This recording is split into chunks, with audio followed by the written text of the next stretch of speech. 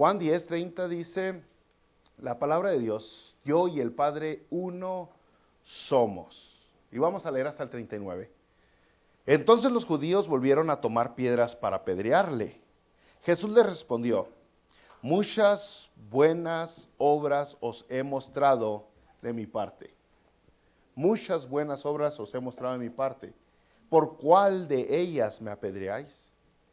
Le respondieron los judíos, diciendo, por buena obra no te apedreamos, sino por la blasfemia, porque tú, siendo hombre, te haces Dios. Jesús le respondió, ¿no está escrito en vuestra ley, yo dije, dioses sois?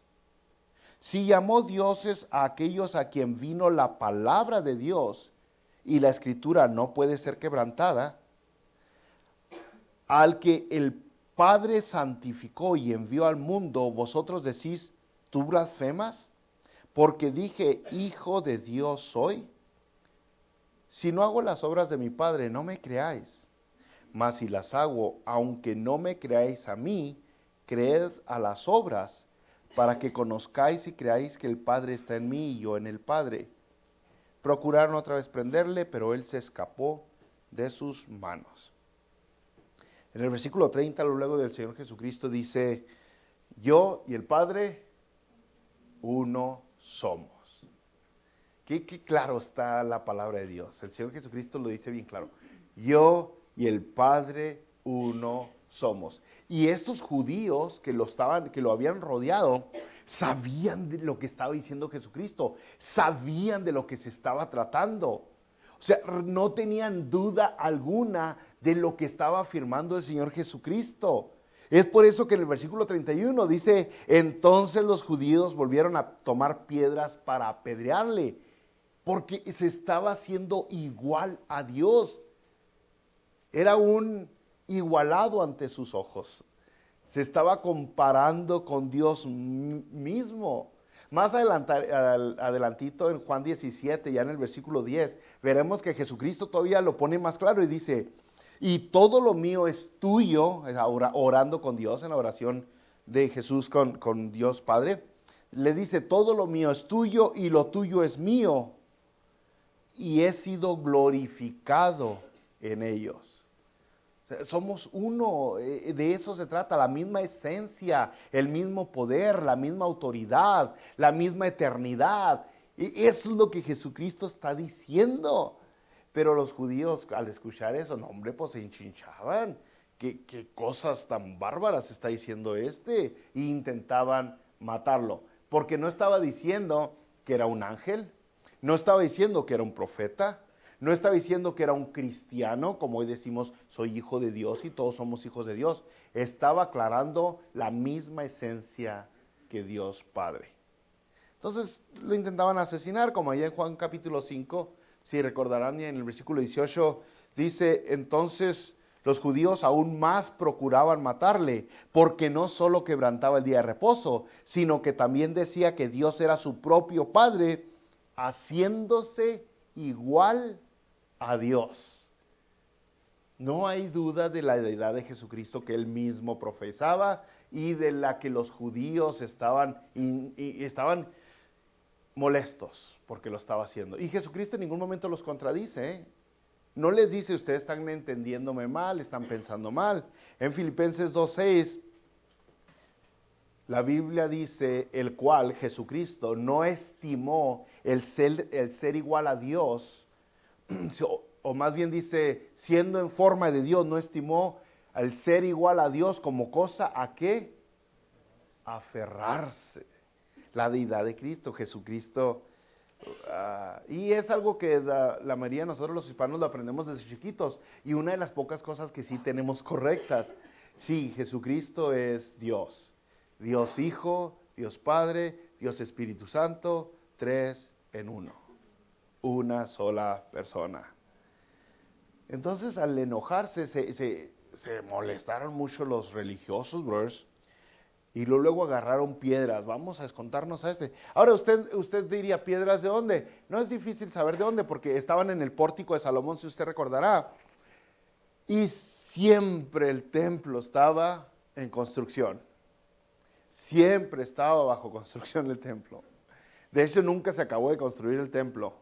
El templo de Salomón, el templo de Herodes, el primer templo, el segundo templo, siempre está bajo construcción. ¿Y qué hay en una construcción?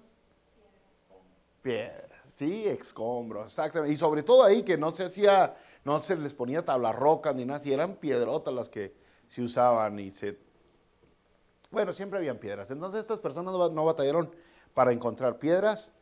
Y cuando están a punto de arrojarle las piedras, cuando están en su máximo furor, listos para asesinarlo a pedradas, Jesucristo los detiene de una manera asombrosa. Versículo 32 dice: muchas buenas obras os he mostrado de mi Padre. ¿Por cuál de ellas me apedreáis? Qué manera tan increíble de Jesucristo de detenerlos ahí, de congelarlos. Les dice, las obras son las que dan testimonio de mí. Y con eso los detiene. En los otros intentos de asesinato que Jesucristo había tenido, mire, por ejemplo, para recordar un par de ellos, allá en Juan 7:45 mandaron a los alguaciles a arrestar a Jesucristo para llevarlo y asesinarlo. Y en el versículo 45 de Juan 7 dice, los alguaciles vinieron a los principales sacerdotes y a los fariseos. Y estos les dijeron, ¿por qué no le habéis traído? Los alguaciles respondieron, jamás hombre alguno ha hablado como este. Mandaron a estos sicarios a traer a Jesucristo, no lo trajeron. ¿Por qué? ¿Por qué? ¿Qué es lo que detuvo a estos matones? ¿Qué es lo que detuvo a estos vendidos policías? Las palabras del Señor Jesucristo. No, pues se enojaron los religiosos. En el capítulo 8, versículo 59, dice, tomaron entonces piedras para arrojarle, a otra ocasión que le iban a matar. Tomaron piedras para arrojárselas, pero Jesús se escondió y salió del templo. Y atravesando por en medio de ellos, se fue. No sé cuántos de ustedes han visto películas de superhéroes. Hay una serie de películas, se llaman Los Cuatro Fantásticos. En esta de Los Cuatro Fantásticos, la mujer se llama la mujer invisible. No sé, a lo mejor estoy yendo muy allá para ustedes, pero a lo mejor más que Chispirito es mucho, pero esta mujer invisible así se desaparece y todos, ay, ¿dónde quedó? ¿Dónde quedó? Es más o menos lo que yo veo aquí que el Señor Jesucristo hizo en Juan 8:59. Dice, atravesando por en medio de ellos se fue. Otro milagro de Jesucristo. Se les escapó, se les esfumó de las manos y ellos ni cuentan ni supieron cómo, pero se escapó.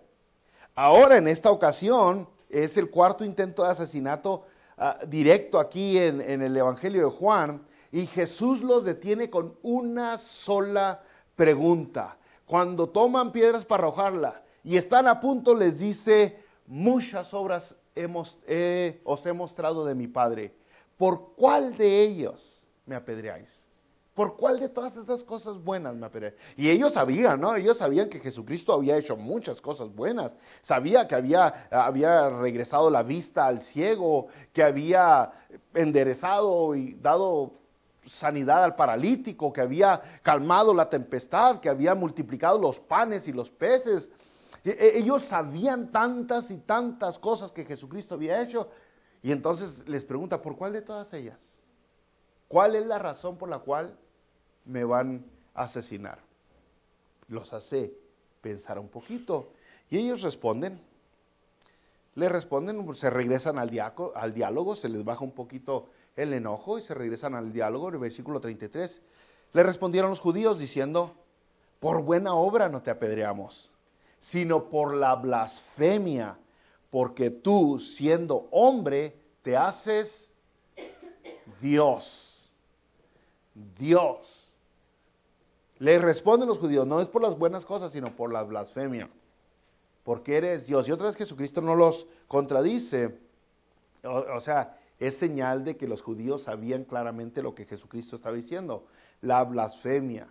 Y si ustedes recordarán, brothers, Pues el pecado de blasfemia era pagado con muerte. El pecado de blasfemia, ya en Levítico 24:16, el que blasfemare el nombre de Jehová ha de ser muerto, muerto.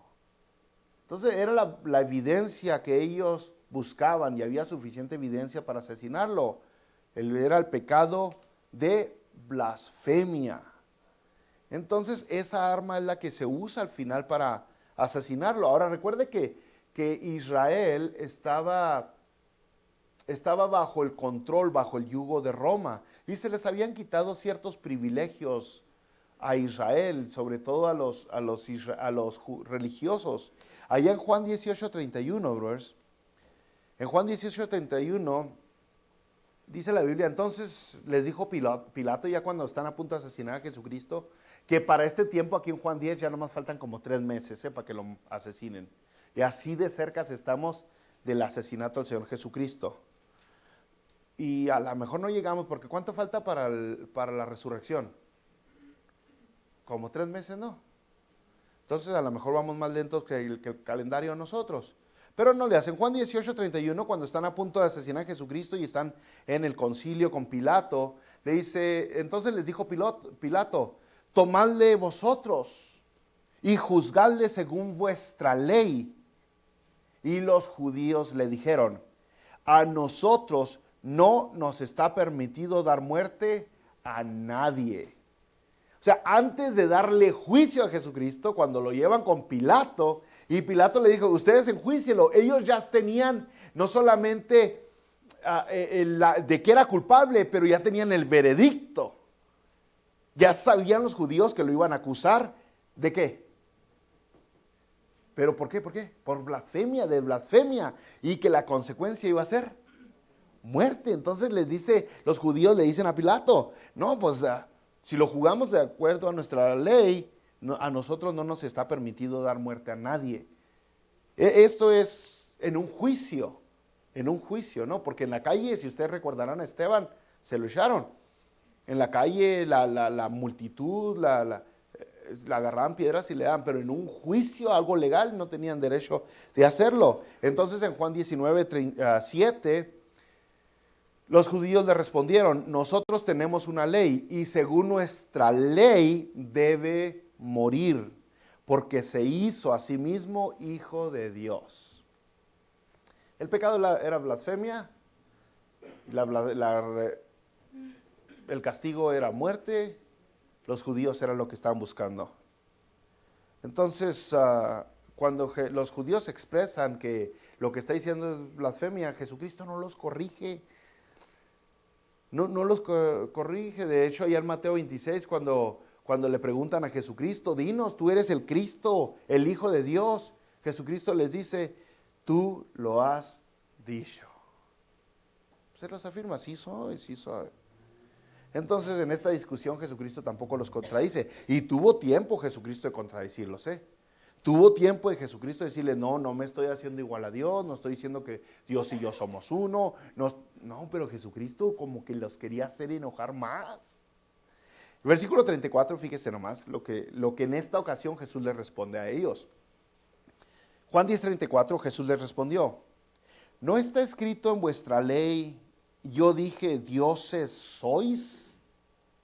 Si llamó dioses a aquellos a quienes vino la palabra de Dios, y la escritura no puede ser quebrantada, al que el Padre santificó y envió al mundo, vosotros decís, tus blasfemas, porque dije, hijo de Dios soy. Jesús se pone a razonar con ellos. Más o menos les dice, vamos a dejar a un lado las emociones de ira, de enojo, esos arrebatos feos que tienes, esos berrinches destructores. Vamos a dialogar un poco, vamos a razonar un poquito. En el Antiguo Testamento, les dice Jesucristo, los hombres recibieron la palabra de Dios y esos hombres que recibieron la palabra de Dios se les llama dioses. Ahí es donde comienza. Ese nivel de razonamiento que no se vuelve a ver en la Biblia usa Jesucristo. Es algo parecido allá en Éxodo 4, si usted recordará, Jehová Dios le dijo a Moisés, y tú serás Dios para ellos. Le está dando Dios la palabra a Moisés, y Moisés ahora iba a ser el representante de Dios delante de los hombres. Pero lo que está diciendo Jesús aquí en el versículo 34, no está escrito en vuestra ley, yo dije dioses sois. Está hablando aquí, lógicamente, con los fariseos, judíos y fariseos, porque los saduceos solamente aceptaban el Pentateuco como la ley de Dios, la ley de Dios. Pero está hablando en este momento con fariseos, porque esas palabritas que el Señor Jesucristo está usando salen de Salmos, del libro de Salmos. Y en Salmo 82, en Salmo 82 es una parte bien emocionante porque es así medio de esas que preferimos evitar muchas veces porque está un tanto confuso. Como la del jueves, no sé cuántos dejé confundidos el jueves con la palabrita esa, pero aquí en Salmo 82, mire, un salmo muy difícil de comprender. Porque nosotros creemos que ¿cuántos dioses hay? Uno. Y luego dice Salmo 82, así, Dios está en la reunión de los dioses. Así dice, así comienza. Elohim está en la reunión de los Elohim. Así dice. Dios está en la reunión de los dioses. En medio de los dioses juzga. Esto es un juicio de Dios contra Israel. Dios está a punto de juzgar a los demás gobernadores. Los gobernadores eran los jueces. Versículo 2, les dice Dios, ¿hasta cuándo juzgaréis injustamente y aceptaréis las personas de los impíos? Luego les está diciendo, ustedes son corruptos, se han hecho al lado de los malos, se están haciendo hacia donde calientan las tortas, ¿hasta cuándo lo van a seguir haciendo? Versículo 3, defended al débil y al huérfano, haced justicia al afligido y al menesteroso. Es un llamado, es una advertencia, les dice, ayuden a los necesitados. Se supone que ustedes tienen que proteger a los desprotegidos. Versículo 4, librad al afligido y al necesitado, libradlo de mano de los impíos, ayúdenlos. ¿A quién le está diciendo? A los que anteriormente llamó dioses, en el versículo 1, que eran los gobernadores. Ayúdenlos. ¿No saben? Les dice ahora en el versículo 4, ¿no entienden? ¿Andan en tinieblas? Tiemblan todos los cimientos de la tierra. Aquí se puso buena la cosa porque les dice, no saben, no entiendan, andan en tinieblas, tiemblan todos los cimientos de la tierra. Todo lo que mantiene a la sociedad se está despedazando, se está cayendo en pedazos porque no hay justicia. La misma sociedad se está haciendo pedazos, se está destruyendo porque los estándares, porque la moral, porque la justicia está desapareciendo. Y le dice, ¿no entienden que lo que ustedes están siendo negligentes en hacer está provocando un caos en toda la sociedad? Se está haciendo pedazos todo. Le dice, tiemblan todos los cimientos de la tierra. Versículo 6, yo dije, vosotros sois dioses. Otra vez, vosotros sois dioses. ¿Qué quiere decir? La traducción lógicamente usa D pequeña, D minúscula. Vosotros sois dioses. Y todos vosotros, hijos del Altísimo. Una de esas raras veces que se ve esto en el Antiguo Testamento, hijos del Altísimo. Bueno, pues es fácil comprenderlo después de toda la revelación que Dios nos ha dado. Ahora es fácil comprenderlo, o al menos no es tan difícil. Ustedes son representantes del Dios verdadero, les está diciendo. Son los agentes de Dios en el mundo. A ustedes se les ha delegado la autoridad. Ustedes han recibido la palabra directa de Dios. Eso es lo que está diciendo en Juan 10. Eso es lo que Jesucristo les dijo. Les dice en el versículo 34 Jesucristo y en Juan 10, no está escrito en vuestra ley, en el Antiguo Testamento. Yo dije, dioses sois. Y luego, si llamó dioses a aquellos a quienes vino la palabra de Dios.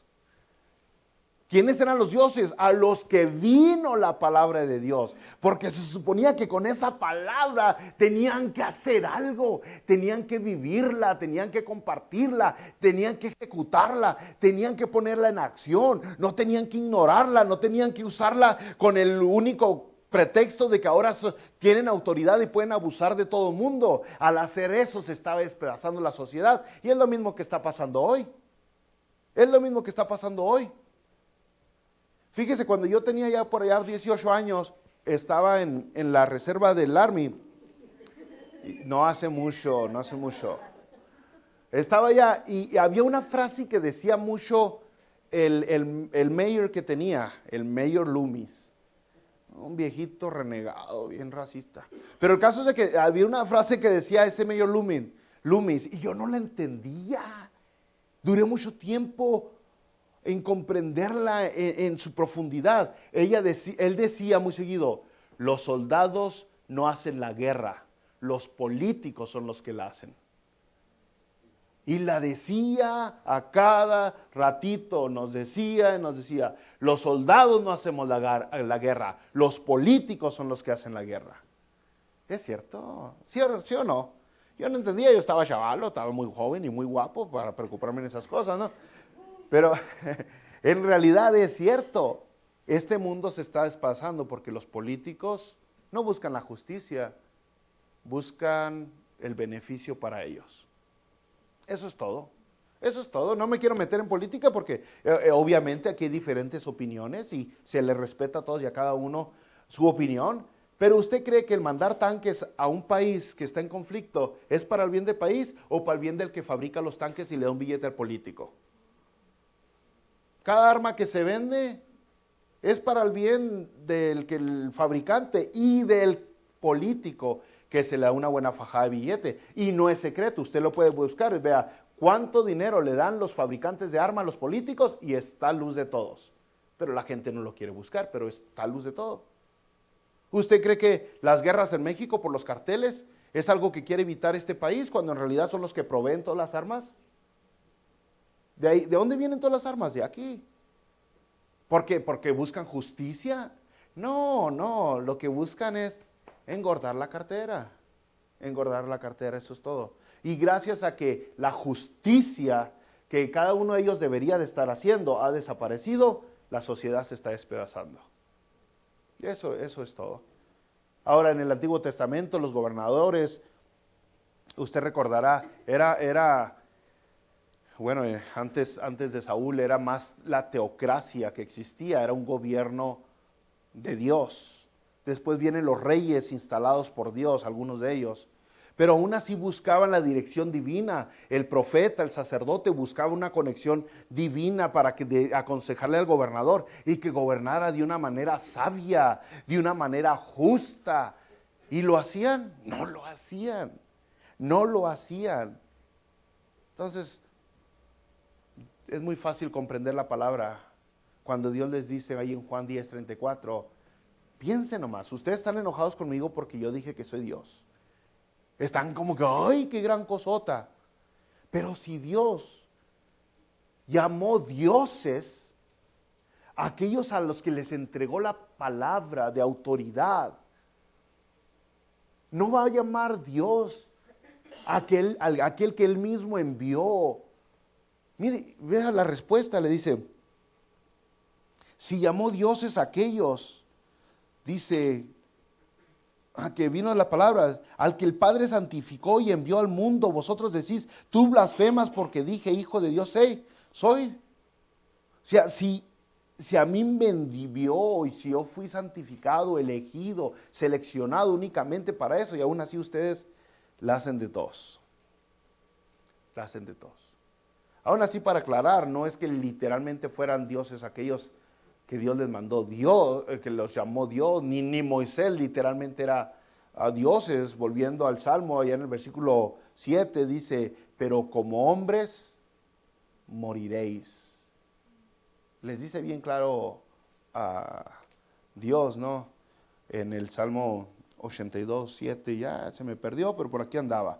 Como hombres moriréis. Entonces, estos judíos con los que está hablando Jesucristo, pues son los mismos que habían recibido la palabra, los mismos que les exigían muchos a las viudas, les ponían cargas tan pesadas que ni ellos mismos podían llevar. Son los mismos los que debían enseñar y compartir la justicia de Dios. Pero también, como dice en el versículo 7 de Salmo, como hombres moriréis. O sea, es que no es cualquier cosa, brothers, que el Señor le confíe la palabra de Dios a uno y que uno lo use para el beneficio personal únicamente. No es cualquier cosa eso. Usted ve ahorita a muchos predicadores en la televisión y a mucha gente le encantan. Y ve muchas iglesias que salen como hierba en el desierto, por ahí, por allá y por allá, con intenciones cuestionables, ¿no? Con la intención de buscar fama, algún nombrecito, algún renombre, algún billetito, alguna ganancia personal. Usted ve muchas de las predicaciones, aún de iglesias legítimas, que muchos de los brothers no predican la palabra buscando la justicia divina. Por cierto, de eso está hablando, la justicia divina, no la terrenal, porque la terrenal está más corrupta que México. O sea, es corrupta. Pero la justicia divina. Pero usted ve aún en estas iglesias legítimas donde muchos de los predicadores han decidido pues simplemente dar palabras que se han convertido en música para los oídos, porque de esa manera la gente sigue viniendo y la gente sigue dando dinero y yo sigo teniendo y pues ya cada quien que se las averigüe como puede allá con Dios, pero yo les voy a dar palabritas para que sigan viniendo, donde les digo que ustedes, Dios los ama, Dios los quiere, Dios te va a dar y Dios te da más y Dios te da más. No hace mucho alguien me envió por ahí un mensajito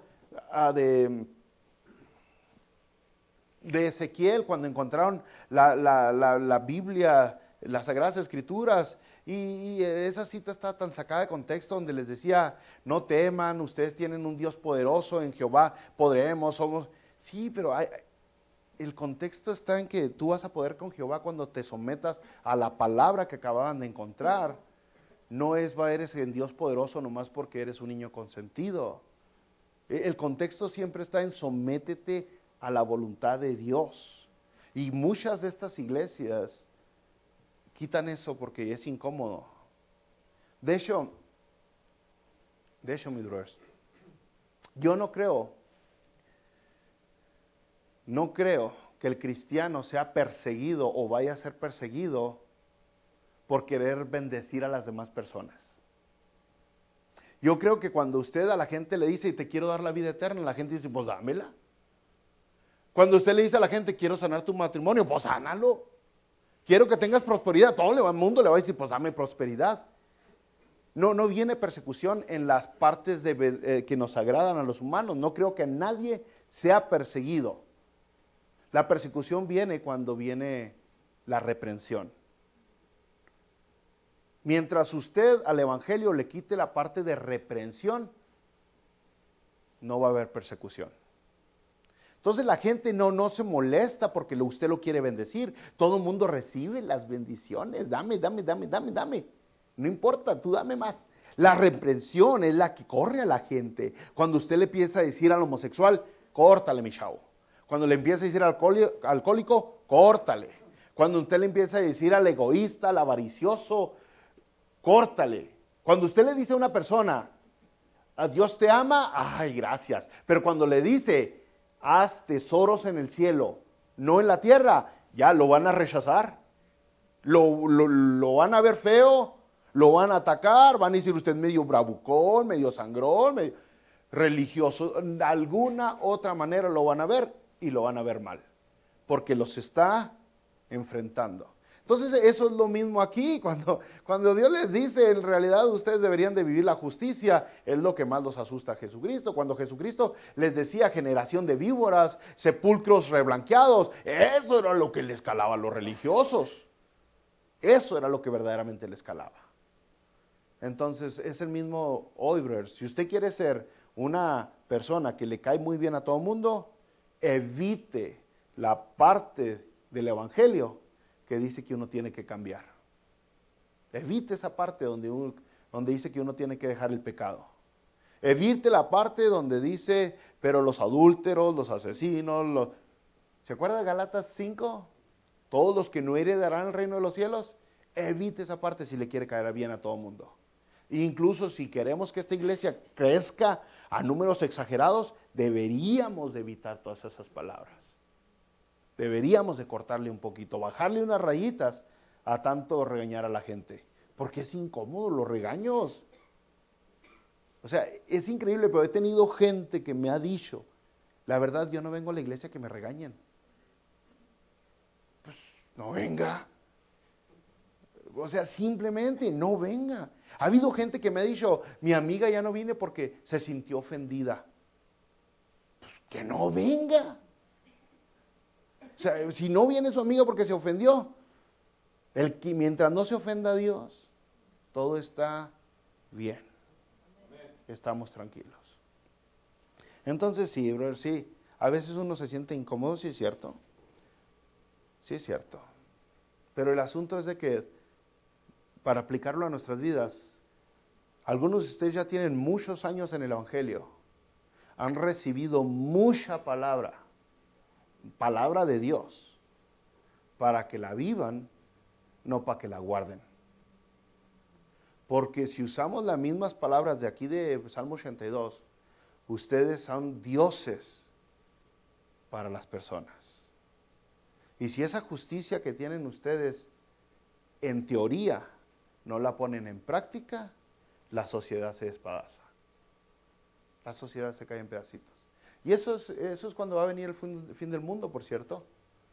Cuando va a venir el fin del mundo, ya sé que medio me voy a corretear lagartijas por ahí, pero cuando va a venir el fin del mundo, no es cuando crece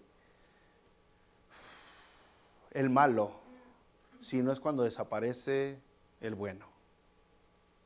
El principio del fin, pues, déjame se lo pongo. El principio del fin viene cuando aquellos que ahora son pocos desaparecen. Desaparecen. Y usted léalo en toda la Biblia y se va a dar cuenta que ese es. Usted ve en Sodoma y Gomorra, la única razón por la cual cayó maldición en Sodoma y Gomorra era porque ya no había nadie. Ya no había nadie para quien salvar esa ciudad. Usted ve el diluvio. Cuando vino el diluvio, el juicio sobre este mundo, y fueron ahogados. Ya sé que vemos la arca bien bonita ahí. Imagínense un arca de Noé que dibujen con toda la gente ahogándose. No la compran y la ponen en los cuartos de niños, ¿no? Pero el juicio del diluvio vino porque ya no había nadie. Ya no había nadie para quien salvar el mundo. El único que se halló justo fue Noé, y pues sí cupo dentro de un arca, de un barco. Entonces, entienda eso, ¿no?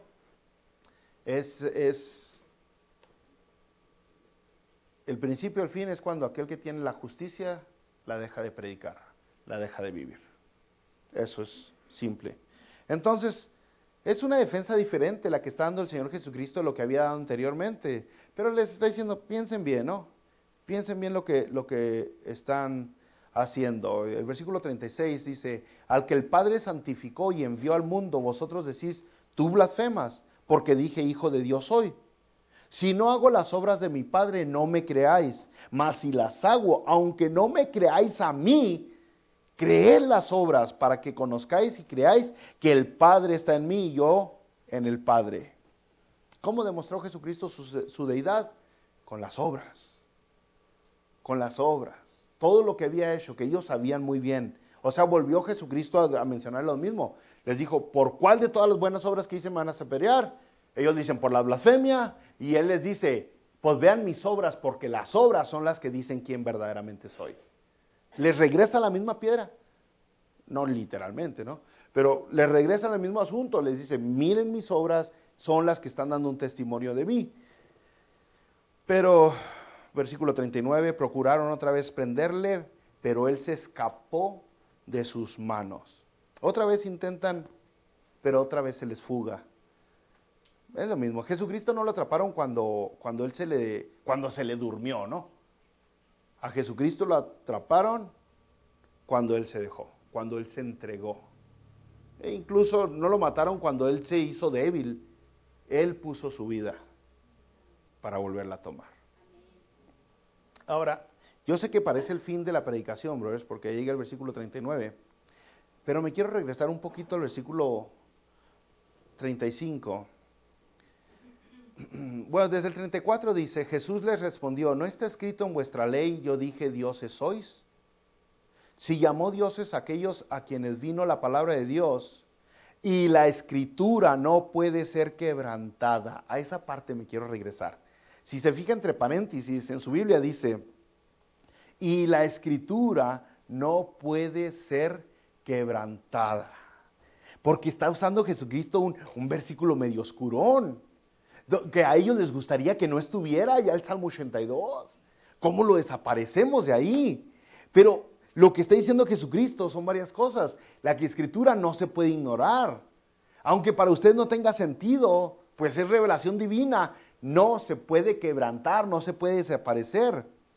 Él llamó dioses a aquellos a quienes vino la palabra. Es un verso medio oscuro, pero la escritura lo tiene y es palabra divina. Y la palabra de Dios permanece para siempre, la entendamos o no la entendamos. Fíjese, por ejemplo, en 2 de Pedro, capítulo 1, 19 al 21. Dice así, 2 de Pedro 1, 19. Tenemos también la palabra profética más segura, dice. Tenemos la palabra profética más segura, a la cual hacéis bien en estar atentos, como a una antorcha que alumbra en lugar oscuro, hasta que el día esclarezca y el lucero de la mañana salga en vuestros corazones, entendiendo primero esto, que ninguna profecía, ninguna, ni una sola, ninguna profecía de la Escritura es de interpretación privada. Porque nunca la profecía fue traída por voluntad humana, sino que los santos hombres de Dios hablaron siendo inspirados por el Espíritu Santo. Dios es el que nos dio la palabra y no hay nadie que la pueda desaparecer. ¿Sabe? Al pasar de los tiempos, han habido muchos grupos que han intentado eliminar la Biblia, desaparecer la Biblia. Todavía ahorita hay, no estoy al corriente, pero hay más de 50 países en la actualidad que donde la Biblia es un libro prohibido. Usted va a la cárcel o es asesinado si tiene la Biblia. Pero a través de los siglos no han podido desaparecer la palabra de Dios. El Señor Jesucristo dijo otra vez, la Escritura no puede ser quebrantada. En Mateo 5:19, el 5:17, el Señor Jesucristo dijo, no penséis que he venido para abrogar la ley o los profetas, no he venido para abrogar, sino para cumplir. Otra vez, porque la Escritura no puede ser quebrantada, la Escritura no puede ser ignorada, no puede ser abrogada. Incluso en los 3 evangelios, Mateo 24, Marcos 13 y Lucas 21, lo dice bien claro, cielo y tierra pasarán, pero mis palabras no pasarán, dice el Señor Jesucristo.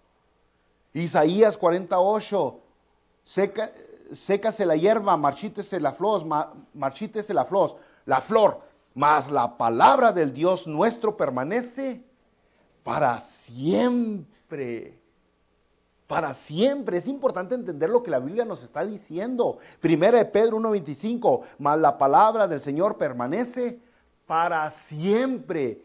Dios nos dio su palabra. A través de miles de años nos dio su palabra, un libro asombroso, maravilloso, una conciliación entre un verso y otro que tuvieron miles de años de diferencia entre diferentes hombres inspirados por el Espíritu Santo que lo escribieron. ¿Hizo todo eso como para no protegerla? O sea, tardó siglos en terminar la Biblia, como para no cuidarla, para no protegerla. Porque esa es la idea que aún el día de hoy se da, donde la Biblia la pueden corromper cualquiera o la puede desaparecer. Las artimañas que el chamuco ha empezado a usar desde hace algunos siglos atrás, ya no es desaparecerla, porque se dio cuenta que no podía desaparecer la palabra de Dios. Entonces las artimañas que empezó a usar es usar otros libros antiguos y ponerlos al mismo nivel de autoridad de las Sagradas Escrituras, para minimizar el poder de las Sagradas Escrituras. Y muchas personas hasta mienten de la antigüedad de ciertos libros. Y se adjudican, este libro es del primer siglo, este libro es del primer siglo. Y hay un montón de escrituras, muchas escrituras. Y es la artimaña que se ha usado, donde muchas personas agarran otro libro antiguo y dicen, no, pues este igual que la Biblia, entonces es la mismita cosa. Tú puedes elegir cuál de los dos. No, no, no. Las Sagradas Escrituras las dio Dios y las ha protegido Dios. Y usted y yo ni siquiera nos tenemos que preocupar de que se van a mantener ahí, porque el que tiene el poder y la voluntad de mantener las Sagradas Escrituras intactas es Dios. Siempre ha sido, siempre será. Y aquí mismo Jesucristo está diciendo, y la palabra no puede ser quebrantada.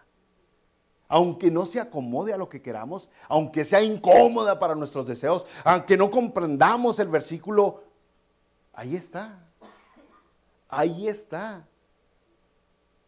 Y hay varios versículos que todavía nos rascamos la cabeza. Y en 1 Corintios hay un versículo donde simplemente decimos, no sé, así, no sé. Y ese versículo dice que algunos se bautizan por los muertos. Y la mayoría de la gente dice, los que somos sinceros, decimos, no sé. No sé. Es la única parte, pero no por eso lo vamos a desaparecer de la Biblia.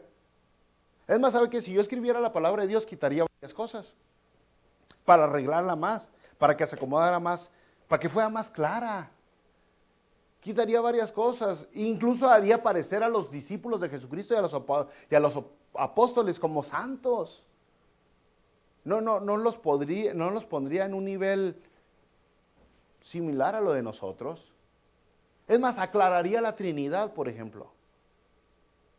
No la dejaría ahí tan así como es? No, que es lo que la humanidad intenta hacer hoy, aclarar la humanidad. Es que Jesús deja de ser Jesús, se convierte en Espíritu Santo, y el Espíritu Santo deja de ser Espíritu Santo y se convierte en Dios Padre.